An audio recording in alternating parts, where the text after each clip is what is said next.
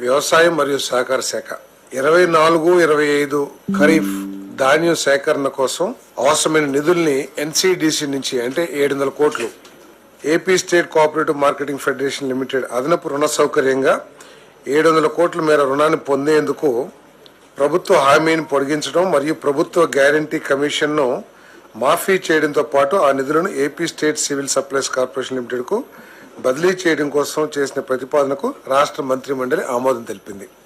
ఇదేంటంటే రాష్ట్ర ప్రభుత్వం ప్రతిష్టాత్మకంగా తీసుకున్న ధాన్యం సేకరణ దేశంలో ఎక్కడా లేని విధంగా కూటమి ప్రభుత్వం ఆంధ్రప్రదేశ్లో ప్రతి రైతుకి కూడా ప్రభుత్వం సేకరించిన ధాన్యానికి 24 గంటలు కొన్ని సందర్భాల్లో 6-7 గంటల్లోనే డబ్బులు చెల్లించిన ప్రభుత్వం ఈ దేశంలో కేవలం చంద్రబాబు నాయుడు గారి ప్రభుత్వం అనే విషయాన్ని గమనిస్తూ మరి ఇప్పటికే 6,000 కోట్ల రూపాయలని 6,200 కోట్ల రూపాయలని రైతుల ఖాతాలకి జమ చేశాం.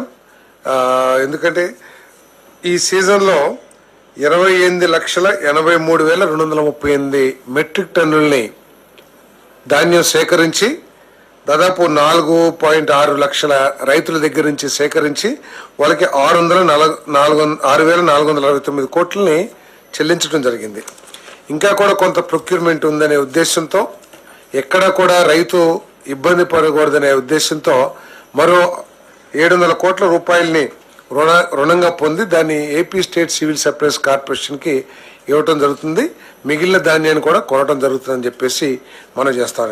మరి చర్చ సందర్భంగా ముఖ్యమంత్రి గారు ఈ సీజన్లో ఏదైతే ఈ ధాన్య సేకరణలో ప్రత్యేకంగా మాయిశ్చర్ విషయంలో ఏదైతే సమస్యలు ఎదుర్కొన్నామో వచ్చే సీజన్లో అటువంటి సమస్యలు పునరావృతం కాకుండా ఒక ఫుల్ ప్రూఫ్ మెథడాలజీని మీరు ఎవాల్వ్ చేయాలి అని చెప్పేసి ఆదేశించడం కూడా జరిగింది. ఏదేమైనా కూడా రైతుకి ఎటువంటి అసౌకర్యం కలక్కోకుండా తను పండించిన పంటని గిట్టుబాటు ధరకి అమ్ముకునే విధంగా సౌలభ్యం ప్రభుత్వం తరఫున కల్పించాలని చెప్పేసి ఆదేశించడం కూడా జరిగిందని చెప్పేసి మనం చేస్తాం.